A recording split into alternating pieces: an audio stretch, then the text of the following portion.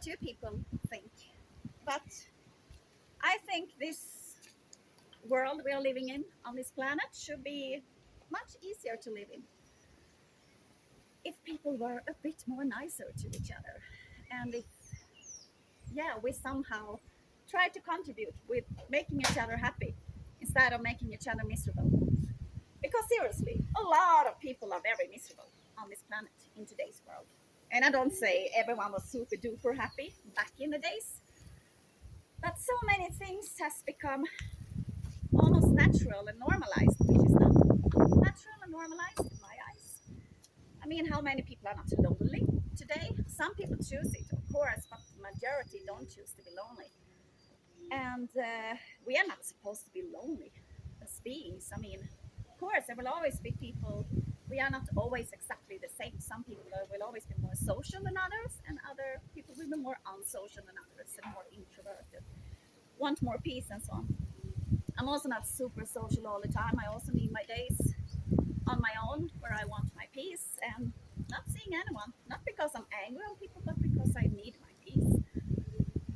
But all those people who actually live most of their days on their own, against their own will, no, that's natural. That's not natural. And it's very, very dangerous for the health. The loneliness is very dangerous for people's health. So, I mean, come on, the native Indians, for example, they used to live very many people in these teepee tents. I don't say we should go back to that lifestyle, but they really trained up the patience with each other also, living like that. Then they had a lot of space outside the teepee tent.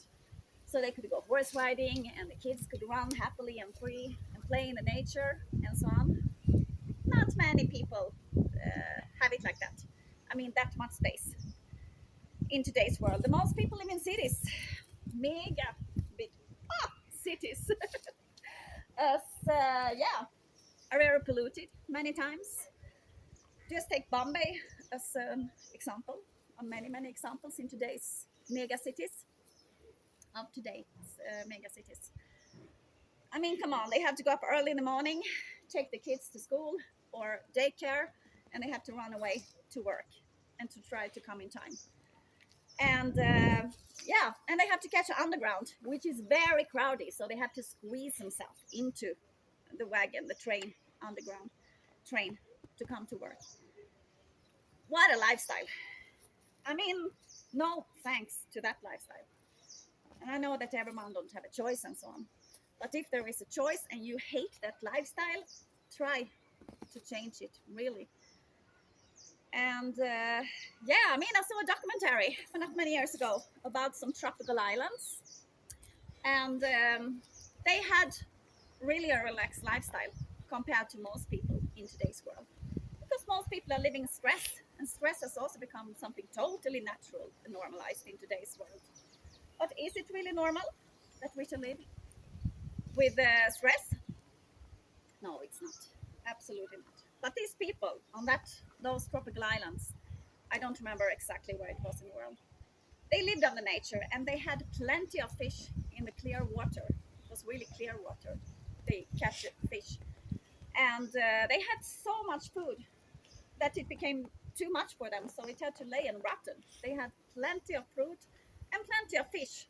Sure, they lived in simple huts, but they never had to worry about food.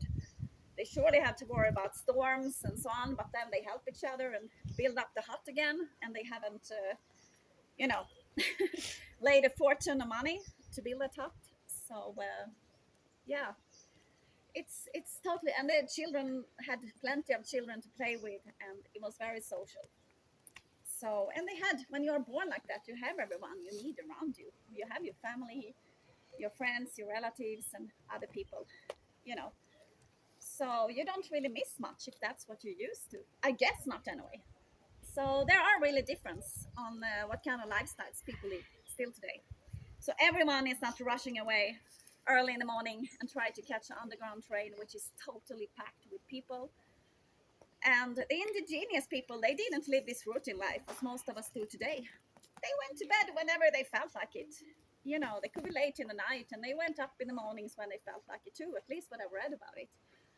So they were not into this schedule life and so on. And of course, it's really rough to survive on the nature. I don't say that everyone should go out and try to survive only on the nature. And it can be really rough to know what people in Siberia, yeah, they have to struggle hard to get what they need, of course, especially in the winter. So everyone don't have it like on those tropical islands, as I just mentioned. And yeah, so stress. That's nothing we actually should live with. And stress is a real killer.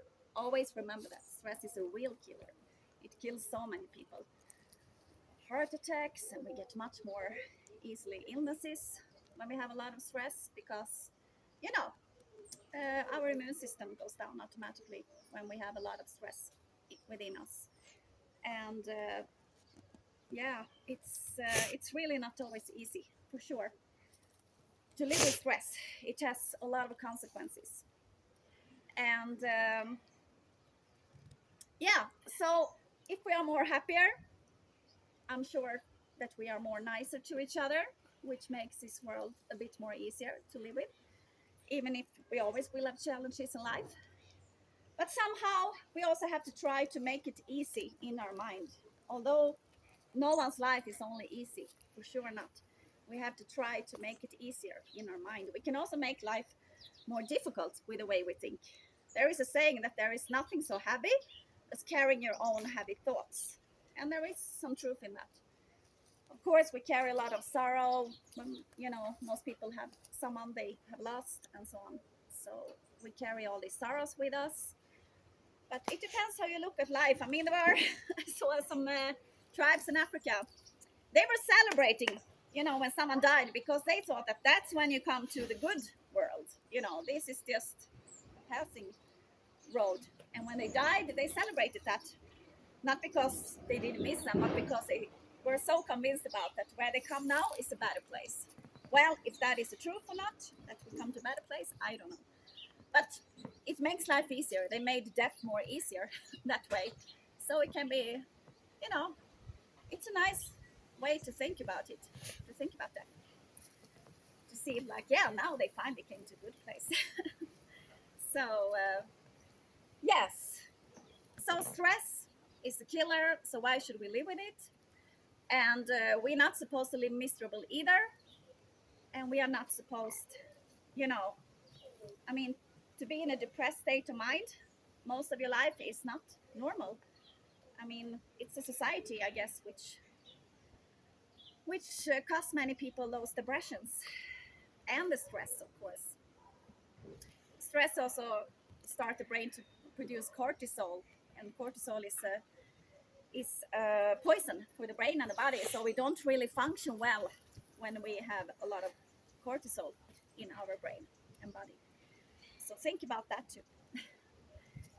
Anyway, so yeah, a natural lifestyle, at least a bit more natural lifestyle, and to be allowed to be happy, and to be allowed to be natural also as a woman. These are things I truly believe in. At least I believe in. I don't say you have to believe in that. But to be, and happiness for me is not to get these kicks as many are searching for. Many are very kick searching, but to more find happiness in what we see as small things, and you know come along with yourself, have some peace within yourself and in your mind, and try to be more in harmony. Harmony is like a word which people don't know the meaning of, because most of the life was just filled of stress and very miserable. So but to be in harmony and not be so kick searching, yeah, that's something I believe in anyway. And to, sure, we've lost the patience for each other, so sometimes maybe instead of just fighting like many families do and many couples, maybe it can be wise that one of the partner, in the couple, they just move to another apartment in the same block or on the other side of the street. And if you live in the countryside and you have more houses on the same yard which is yours, or if you can afford to buy another one, yeah, why not let one of um, one of you, also either the man or the woman in the couple, move to that house, so you can come and go as you wish to each other's homes instead of separating and divorcing. And at least you get less fed up with each other. And it can be also good if all of the family have a bad stomach one day or one weekend. It can be very good to have two homes and not only, stand in line and have running competition to the toilet. So it has saved many couples actually to just move very close. I mean, it can just be on the same street or in the same block even, or on the same yard, but in another house. That have saved many people's relationships and marriage. So they had their space, but still could come and go to each other as they wish. Because some couples are really constantly fighting, and it affects the kids. It really does. I saw a documentary about that too, and about a Swedish couple. They were fighting constantly. It was a war zone in the home. So the children had to walk on toes, and they actually finally separated and divorced. And that's when they finally could spend time with each other as normal people without fighting. So for them, that was the best thing they could do. But and the man, he moved just some streets away, But they came and went to each other often anyway as friends. That couple, but they had really been fighting for over 25 years, I think, because they met each other when they were young. So that's how it can become if you just keep on being afraid of separating. Yeah, so more space in each other's homes. And I believe in today's society, because people have lost so much patience for each other, many times because of stress, because they feel stressed. And in this couple's case, it was because one of them didn't feel loved. He didn't feel loved. So yeah, to talk, communication, good communication is of course the best, and to treat each other as good as we can in our families and in our love relationships and friendship and so on, and at work, for sure. So these are things I believe in, you know more happy people, that we really try to make each other happy. It can be so small things which can makes people's days so much happier. Say something nice, be nice. Friendliness, don't underestimate friendliness. Never underestimate people's intelligence also. And don't underestimate people's stupidity either, because we can all act very, very stupid, especially if we feel a lot of fear. In fear, when there are situations where we feel fear, just look at the pandemic, how people have been acting then. It's a lot of madness, really, the way I see it anyway, in many countries. So, yeah, I mean, when people are fearful and when they are full of anger, they don't actually think and act rationally. Then we don't really use our limbic part of the brain. Then we use our primitive state, part of the brain. And that primitive brain, part of the brain, is not always so wise. So, yeah, because we need to do something about all this, trouble we have in today's world. All these depressed people who are on antidepressant pills and who struggle to just get up another day. It's, yeah, we have to treat each other better, for sure. We all have something to work on within ourselves, and we can always do something better. We can never be perfect. No one can never be perfect, but we can be better, for sure, if we work on ourselves. Thank you very much.